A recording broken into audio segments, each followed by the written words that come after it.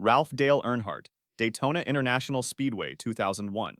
On February 18, 2001, 49-year-old Ralph Dale Earnhardt was competing in the 2001 Daytona 500 at Daytona International Speedway in Florida. A seven-time NASCAR Cup Series champion and one of the most recognizable figures in motorsports, Earnhardt was driving his black number 3 Goodwrench Chevrolet in what marked his 25th season at the highest level of stock car racing. That afternoon, the weather was perfect: blue skies, warm temperatures, and a light breeze. The race had gone smoothly, typical of Daytona's restrictor plate style, where cars run inches apart at speeds exceeding 190 miles per hour. After leading 17 laps earlier, Earnhardt spent the final portion of the race guarding his two cars up front, teammate Michael Waltrip in first place, and his son Dale Earnhardt Jr. close behind in second. Positioned in third, Earnhardt played the role of protector, keeping the aggressive pack behind him at bay. As the white flag waved for the final lap, the intensity reached its peak. Sterling Marlin, running just behind, made a move to the inside. Looking for a way around, Earnhardt instinctively shifted slightly down the track to block the pass. The two cars made the slightest contact, Marlin's front bumper brushing Earnhardt's left rear, sending the black number 3 Chevrolet into a brief slide toward the apron, the flat area separating the track from the infield. Fans in the stands watched closely, confident that the seasoned driver would save it as he had done many times before.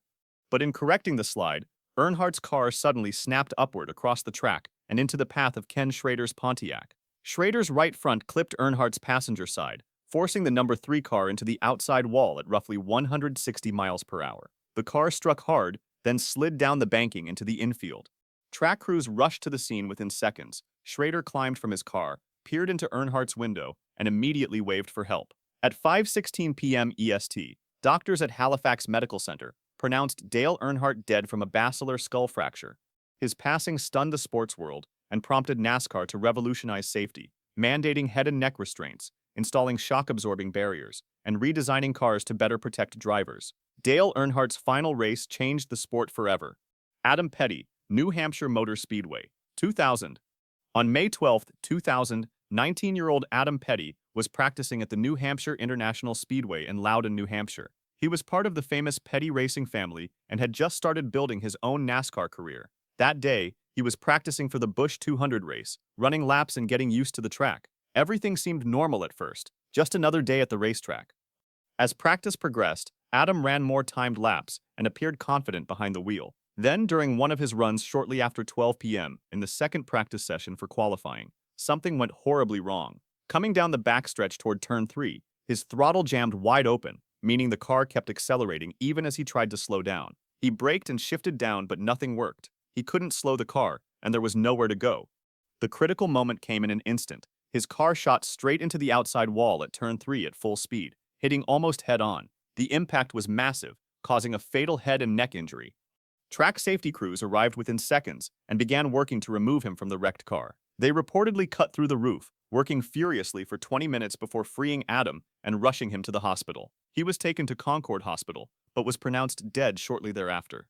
The loss of Adam Petty shook NASCAR to its core. He was so young, incredibly talented, and carried one of the sport's most legendary names. His tragic death forced NASCAR to take a serious look at its safety standards. The organization soon introduced a kill switch on steering wheels, so drivers could shut off their engines if a throttle ever got stuck again. Over time, more safety improvements were added, including better head and neck restraints and stronger barriers around the tracks.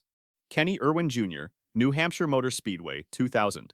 On July 7, 2000, 30-year-old Kenny Irwin Jr. arrived at New Hampshire International Speedway in Loudon, New Hampshire, the same track where Adam Petty had died just 2 months prior. He was there to practice for the Winston Cup race scheduled for that weekend. Kenny had made a name for himself as one of NASCAR's bright young talents, having won Rookie of the Year in 1998, and was known for his smooth driving and competitive spirit. During that Friday practice session, Kenny took his car out for several laps, working on speed and handling. Everything looked normal as he built up momentum on the track. Then, during one of his runs down the backstretch heading into turn 3, something suddenly went wrong. The car didn't respond as it should have.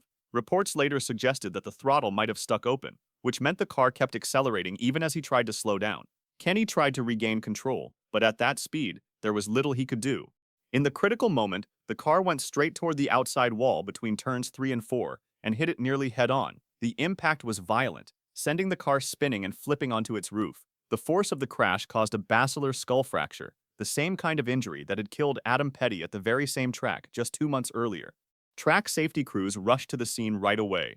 They reached the car within seconds and began working to free Kenny from the wreckage. He was taken to Concord Hospital as fast as possible, but the crash had been too severe, and he was pronounced dead not long after. The loss of Kenny Irwin Jr. shook the NASCAR community deeply. He was talented, respected, and still had so much ahead of him, but the aftermath came with much better safety standards that improved the process throughout the coming years. Tony Roper, Texas Motor Speedway, 2000. On October 14, 2000, 35-year-old Tony Roper was racing at Texas Motor Speedway in Fort Worth, Texas. He was competing in the NASCAR Craftsman Truck Series, driving his number 26 Ford in the O'Reilly 400. Tony came from a racing family and had worked his way up through smaller series to reach NASCAR's national level. For him, this was another chance to prove himself against some of the best in the sport. The race had started normally the night before, on October 13th. Tony had qualified 15th and was holding his own in the early laps. As the race went on, he ran close to the middle of the pack, moving alongside other drivers to gain position. Then, just past lap 30, everything changed. While racing down the front stretch, Tony tried to make a move between trucks driven by Steve Grissom and Rick Ware. The right front of Grissom's truck made slight contact with Tony's left rear, which instantly sent Tony's truck veering hard to the right. In that split second, the truck went straight into the concrete wall at full speed. The impact was nearly head-on, and the force of the crash was tremendous. The truck burst into flames and came to rest near the wall. The violent impact caused a severe neck injury that immediately left Tony unresponsive inside the truck.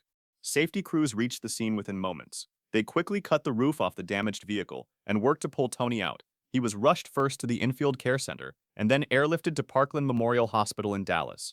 Doctors found that the impact had caused a neck injury that cut off blood flow to his brain, leaving him in a coma.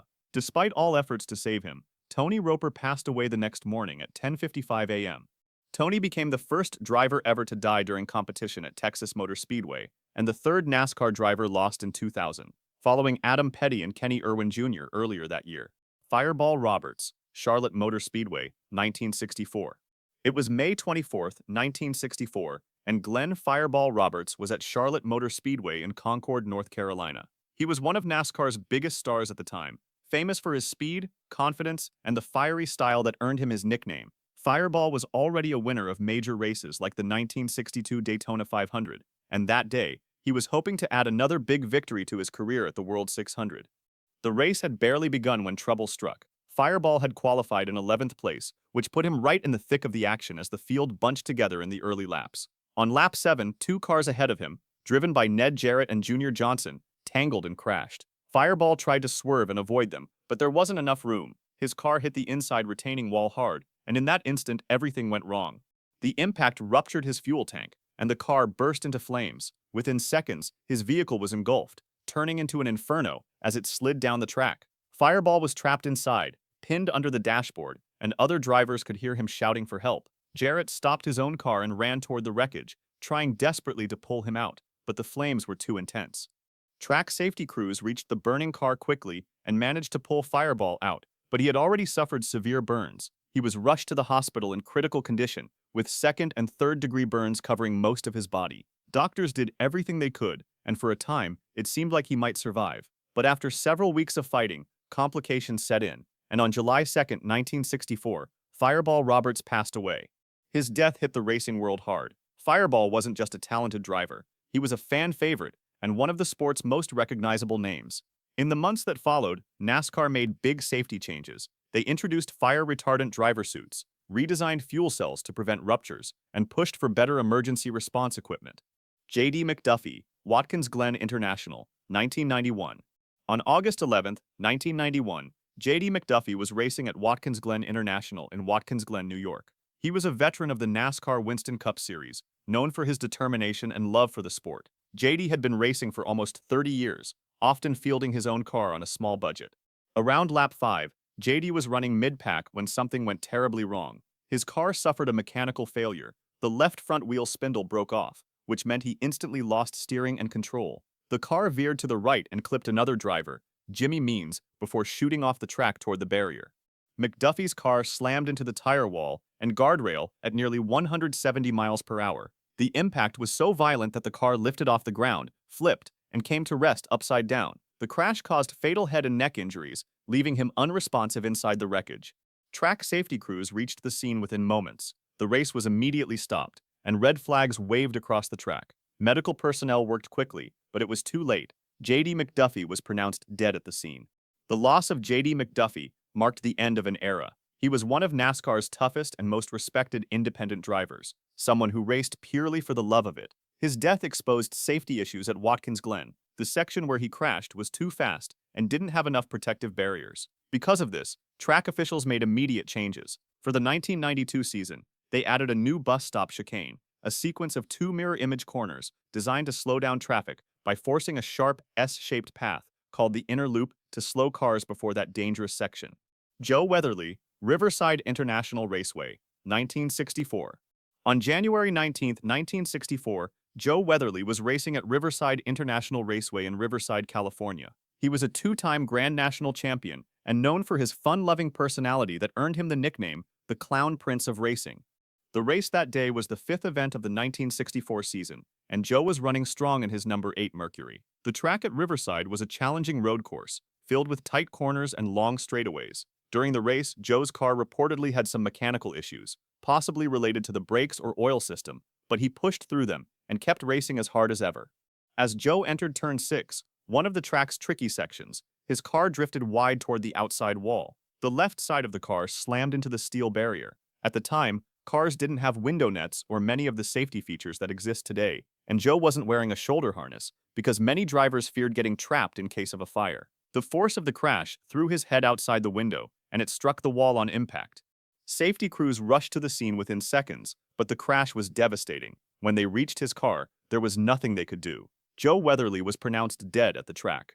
The loss of Joe Weatherly hit NASCAR hard. He was 41 years old, still at the peak of his career, and one of the sport's most respected and entertaining figures. In the months that followed, NASCAR officials began rethinking driver safety. They soon made shoulder harnesses mandatory and introduced window nets to keep drivers' arms and heads inside the car during crashes. They also improved the padding and structure of car doors to better protect drivers from side impacts. Clifford Allison, Michigan International Speedway, 1992. On August 13, 1992, 27-year-old Clifford Allison took part in a practice session for the Detroit Gasket 200 at Michigan International Speedway in Brooklyn, Michigan. He was the son of NASCAR legend Bobby Allison and a proud member of the famous Alabama gang. Clifford had big dreams of following in his father's footsteps and was competing in the NASCAR Busch Series, hoping to build a name of his own in racing. Everything seemed routine at first as he ran several laps, getting his car dialed in and finding his rhythm on the fast 2-mile track. Michigan was a high-speed oval, and every turn demanded precision and control. Coming through Turn 4, Clifford's car suddenly lost control. It began to spin and then slammed hard into the concrete outside wall on the driver's side. The hit was severe, nearly a straight-on impact, and the force tore the seat loose from its mounts. When that happened, his safety harness could no longer hold him in place, leaving him exposed to the full force of the crash.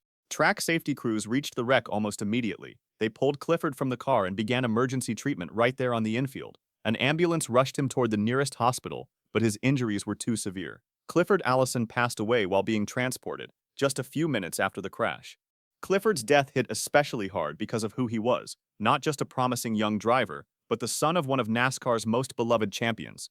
In the aftermath, Clifford's death raised serious concerns about safety equipment inside race cars. NASCAR began looking closely at seat mounts, harness designs, and the way driver protection systems were installed.